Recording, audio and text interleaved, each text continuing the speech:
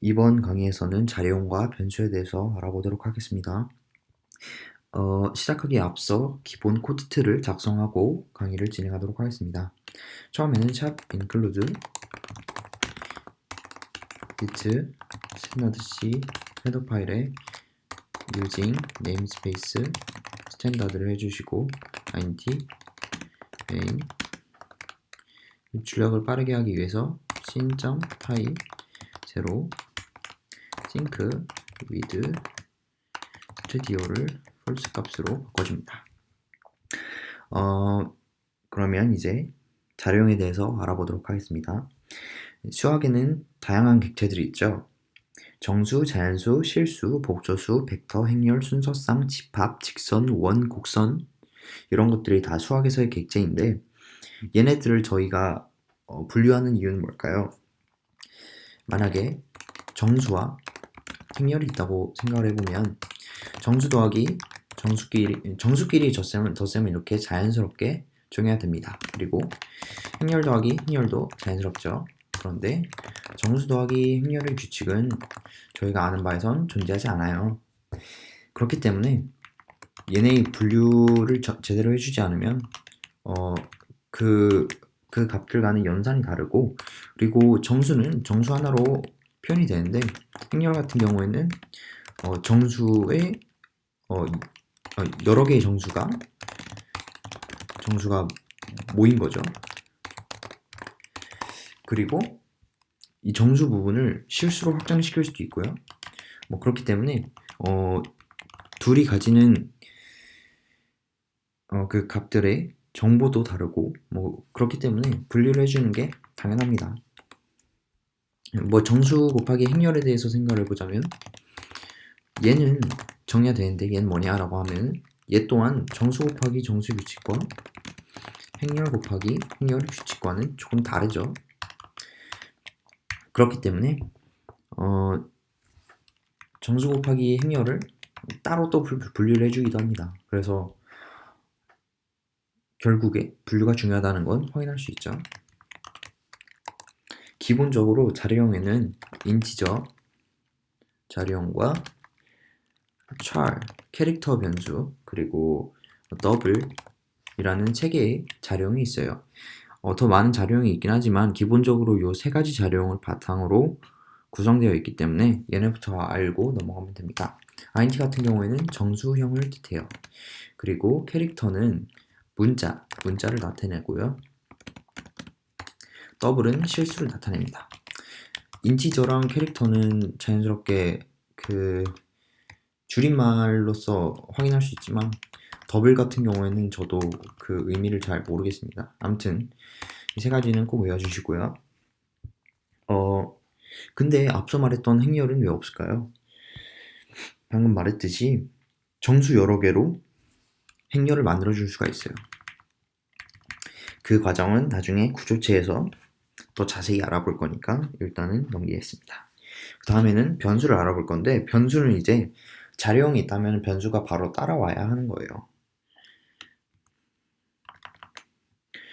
인티저라고 해놓고 결국에 정수를 나타내는 건데 정수값이 아무것도 없으면은 무의미하겠죠. 그래서 자료형 뒤에는 일반적으로 변수가 이렇게 붙어서 정수 n이 존재한다는 걸 확인합니다.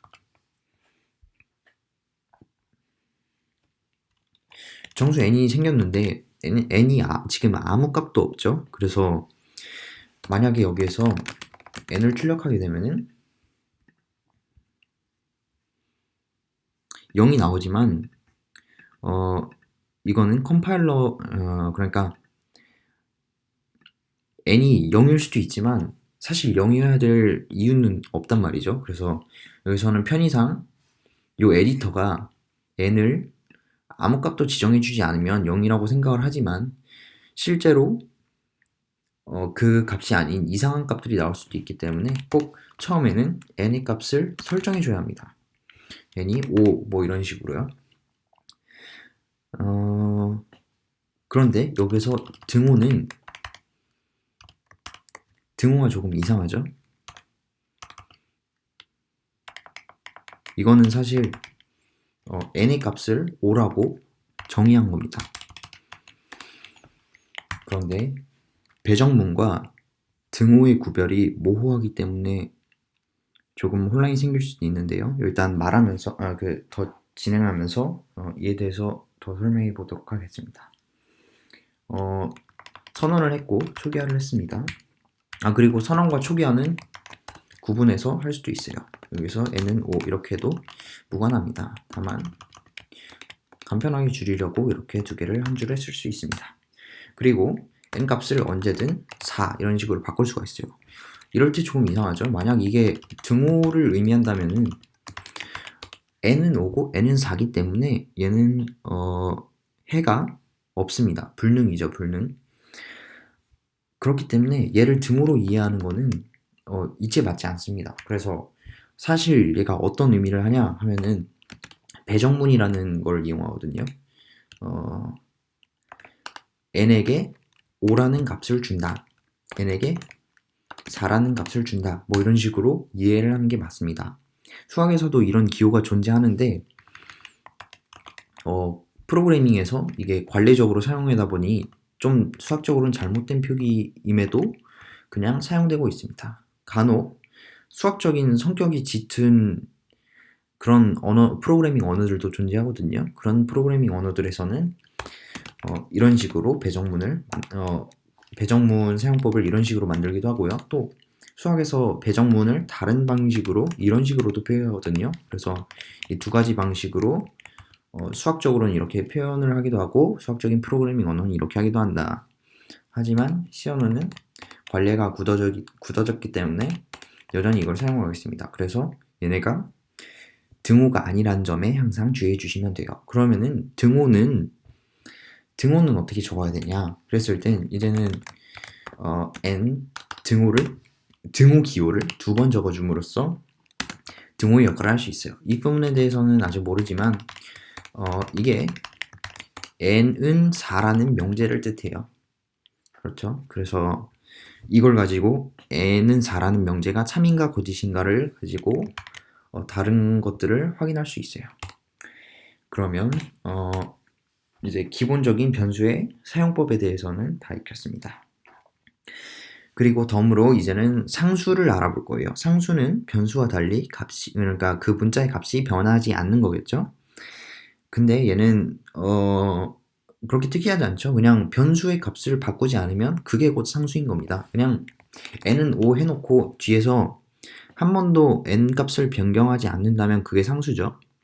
하지만 변수면은 그러니까 만약에 어떤 배열의 크기를 어떤 정수의 값으로 설정을 했는데 그 정수가 너무 커서 컴퓨터 메모리가 터질 정도로 큰 값을 설정하면 안 되겠죠. 그래서 그럴 때는 상수임을 꼭 명시를 해주는 게 프로그래밍에서는 중요해요. 그래서 값을 바꾸지 않는 것과 별개로 이런 식으로 앞에 const라는 키워드를 붙임으로써 얘가 상수라는 것을 더 명시할 수 있습니다. 그리고 이럴 때 앞서 말했듯이 상수로만 설정이 가능한 것들은 const가 붙지 않을 경우 에러가 발생하기도 하고요. 만약에 나중에 어떤 합동식을 계산할 때 그러니까 합동식이라 하면은 나머지를 말해요. 그러니까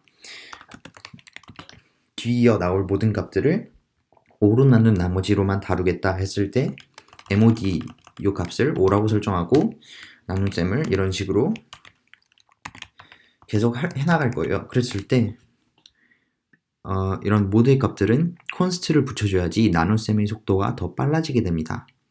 이것도 변하지 않는다는 조건 하에 더 최적화를 시킬 수 있는 부분이 있기 때문에 그렇습니다. 그래서 항상 시작하기 전에 준비된 상수들은 위에다가 const를 붙여서 설정해 주시면 더 빠르게 사용할 수 있고 에러가 나지 않기 때문에 상수가 종종 필요합니다.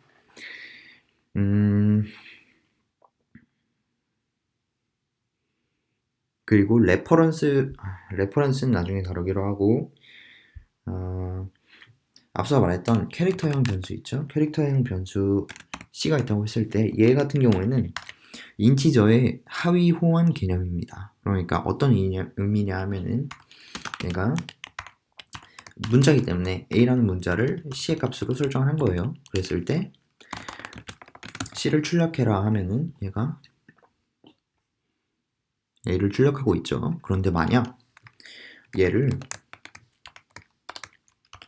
int형으로 인티저형으로 바꾼다는 그런 의미인데 깊게 생각하지 마시고 그냥 한번 따라와 주시기 바랍니다.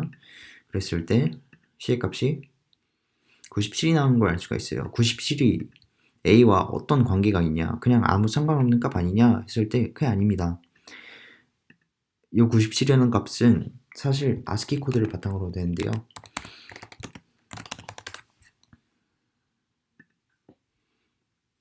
문자들은 숫자들보다 다루기가 자연스럽지 않죠. 컴퓨터 상에서.